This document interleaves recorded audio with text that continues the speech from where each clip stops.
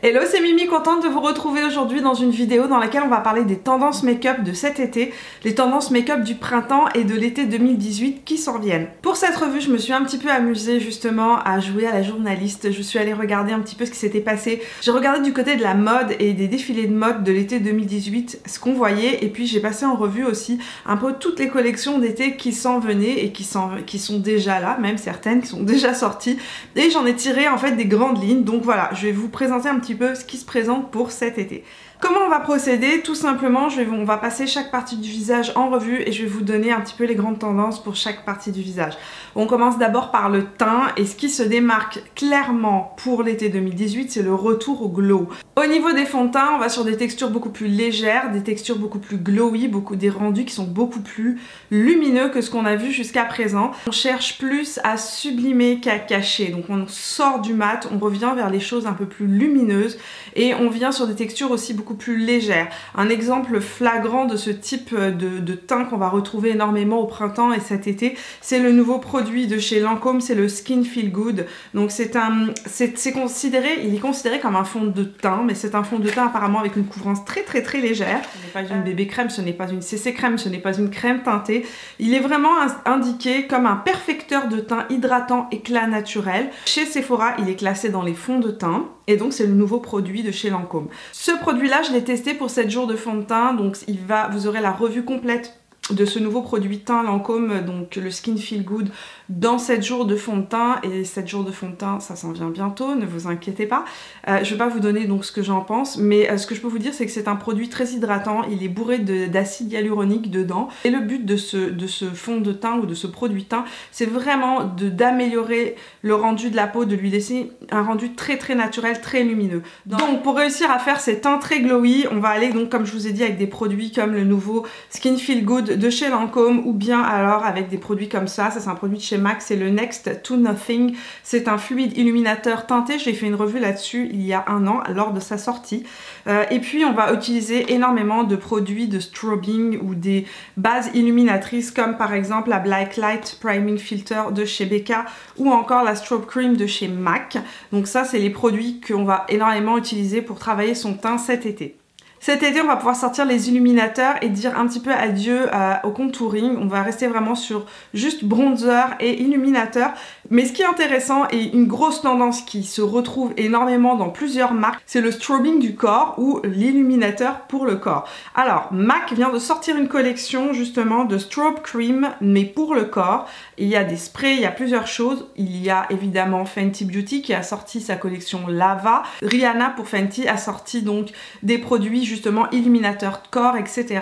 Donc ça vient de sortir là, cette semaine, avant-hier ou hier, je ne sais plus quand, mais enfin c'est sorti cette semaine. Je n'ai pas encore vu les produits, donc je ne peux pas vous donner mon avis sur ces produits de chez Rihanna. Les produits de chez MAC, j'attends parce qu'il y a la collection Patrick Star qui va sortir à la fin de la semaine et justement je vais aller regarder en même temps ce qu'il en est pour les nouveaux produits strobing donc de chez MAC. Et dans des plus petits prix, on a L'Oréal qui a sorti le True Match Lumiglow. Donc c'est un sublimateur d'éclat naturel qui est fait pour le corps, qu'on peut mettre à peu près partout, on peut le mettre sur le visage, sur le corps et qui fonctionne super bien. Je l'ai utilisé à plusieurs reprises, qu'est-ce qu'il est beau. Donc ici vous pouvez le voir, j'ai appliqué le fameux produit de chez L'Oréal. C'est vraiment un produit très joli, ça fonctionne bien.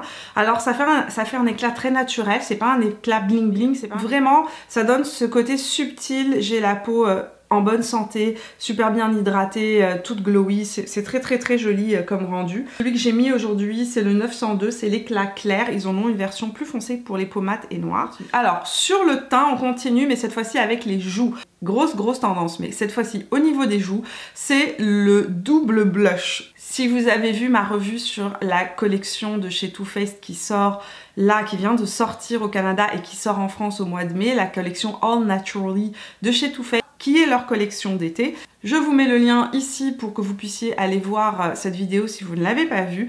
J'ai appliqué cette fameuse technique du double blush dans cette vidéo. Qu'est-ce que c'est que le double blush? Beaucoup de palettes qui sortent pour le printemps et pour l'été, où il y a effectivement deux blushs, un qui est beaucoup plus nude et un qui est beaucoup plus éclatant, beaucoup plus pop, beaucoup plus pétard en couleur. Dans cette collection-là de chez Too Faced, il y a un très joli rose et il y a un nude. Et en fait, à quoi ça consiste le double blush? Ça consiste à mettre le nude donc sur le haut de la joue et de venir jouer avec une couleur beaucoup plus flash sur la pommette pour donner ce côté juste, je me suis fait pincer les joues. Ce matin j'ai eu la confirmation que c'était vraiment une grosse tendance parce que j'écoutais une interview de Violette qui est la nouvelle directrice artistique de chez Estée Lauder.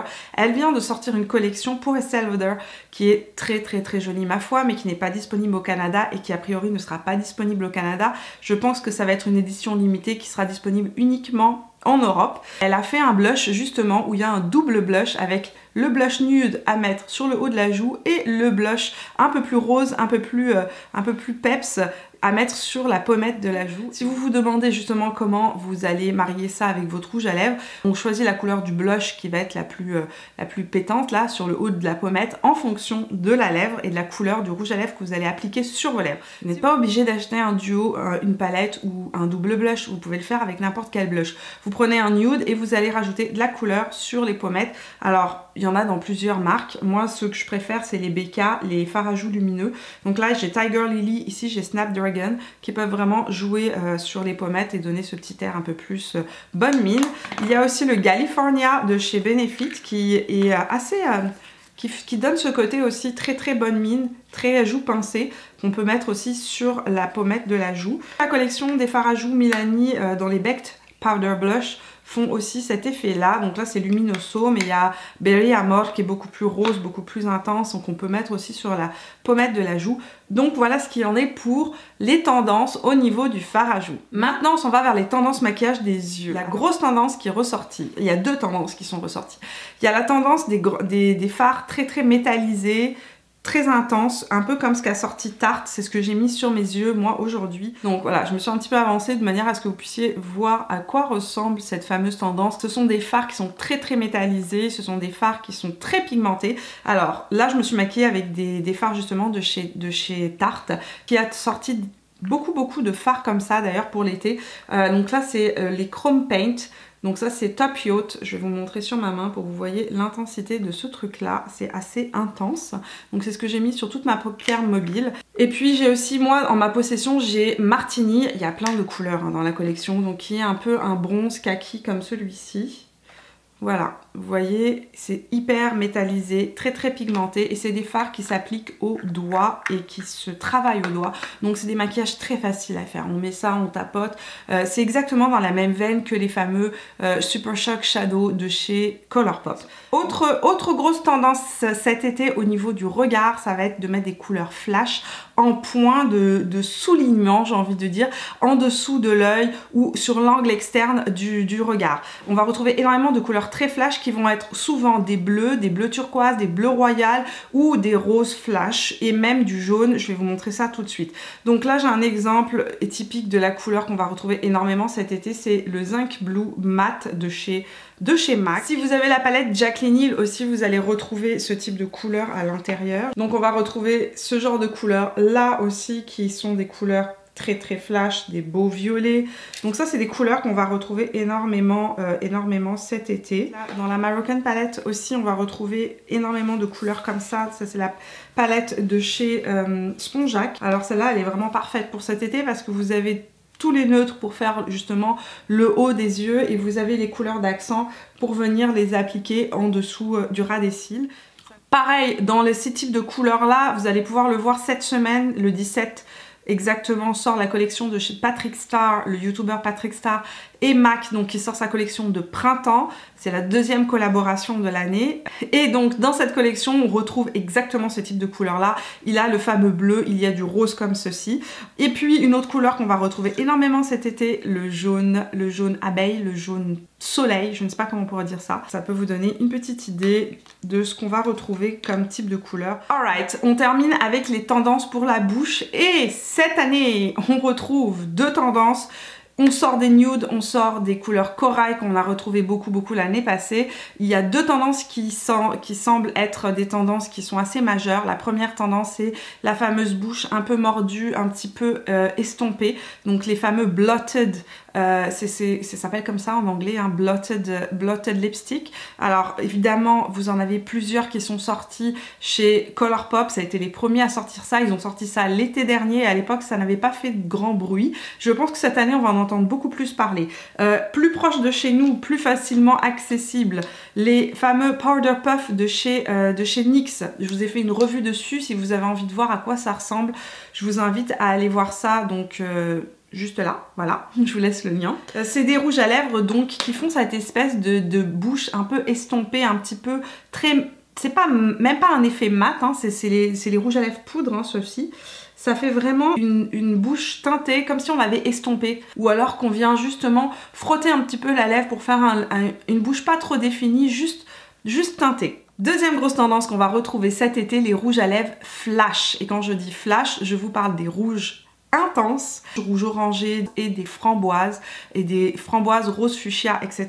Au niveau des rouges, évidemment, on va retrouver des couleurs comme le Lady Danger de chez MAC, qui est cette espèce de rouge et orangé électrique très flash, très joli. On va retrouver aussi un rouge un peu dans ce même style chez Catrice. Lui, ça va être plus un rouge cerise. C'est le Fashion Editorial de chez Catrice dans les mat Lip Artist. Dans les rouges à lèvres que je viens d'acheter chez Colourpop, il y a New Wave qui va être assez proche, très beau, rouge framboise, énormément cet été, donc New Wave.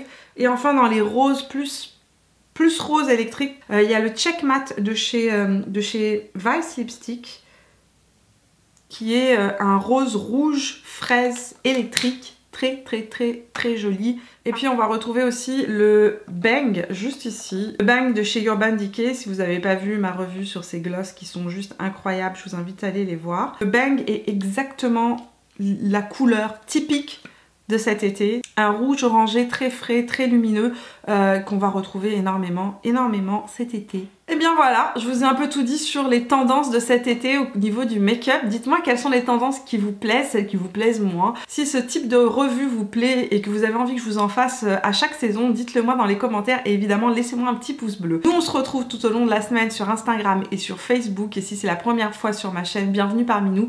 Je sors 2 à 3 vidéos par semaine, le lundi, le mercredi et le vendredi.